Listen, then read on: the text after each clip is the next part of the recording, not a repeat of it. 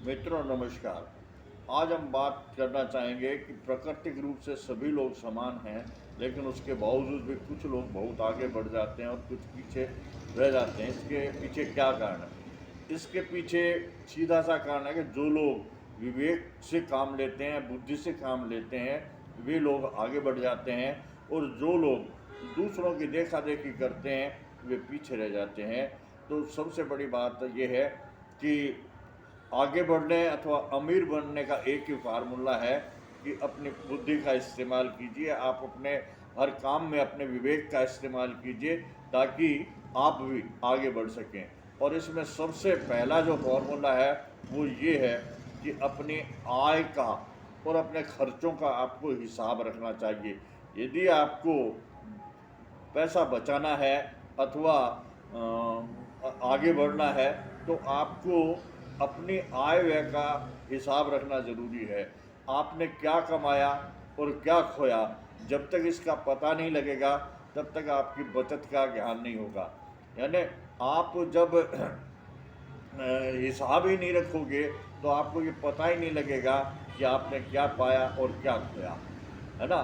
और यदि आप हिसाब रखोगे तो आपको ये पता लग जाएगा कि मेरी आय ज़्यादा है या मेरे व्यय ज़्यादा है। यदि आपकी आय ज़्यादा और व्यय कम है तो आपकी बचत निश्चित रूप से है, और यदि आपके खर्चे ज़्यादा और आय कम है तो इसका मतलब आप दिन पे दिन कर्जे के नीचे दबे चले जा रहे हो।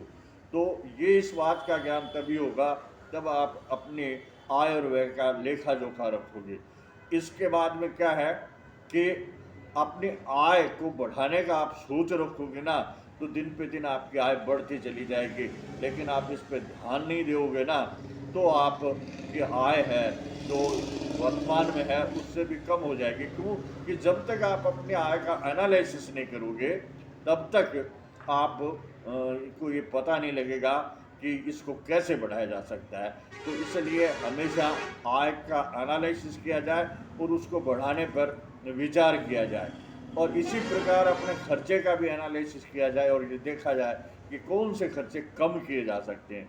जो खर्चे अनावश्यक हैं या फजूल खर्ची है उसको बंद किया जा करके आप अपने खर्चों को कम कर सकते हैं। यदि आप खर्चों को कम करोगे और आय को बढ़ाओगे तो आपकी बचत बढ़ जाएगी, और आपकी ये जो बचत है ना धीरे धीरे धीरे धीरे बढ़ती हुई आपकी संपत्ति बन जाएगी, है ना।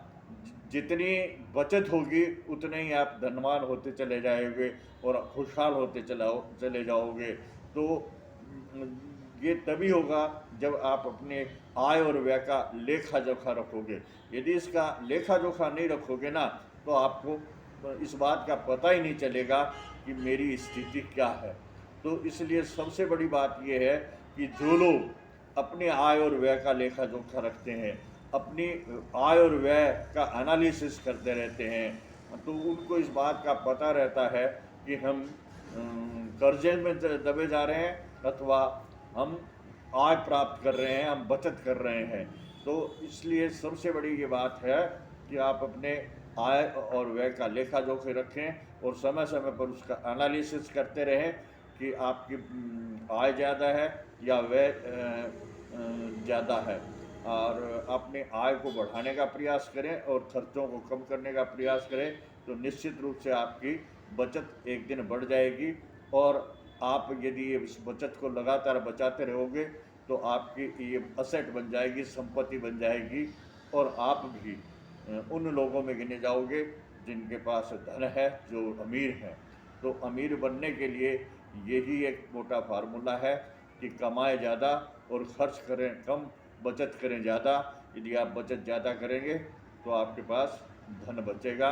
तो आज के वीडियो में बस इतना ही, फिर मिलेंगे किसी अन्य वीडियो में। मेरा ये वीडियो अच्छा लगा तो इसका लाइक और सब्सक्राइब करने का कष्ट करें। धन्यवाद।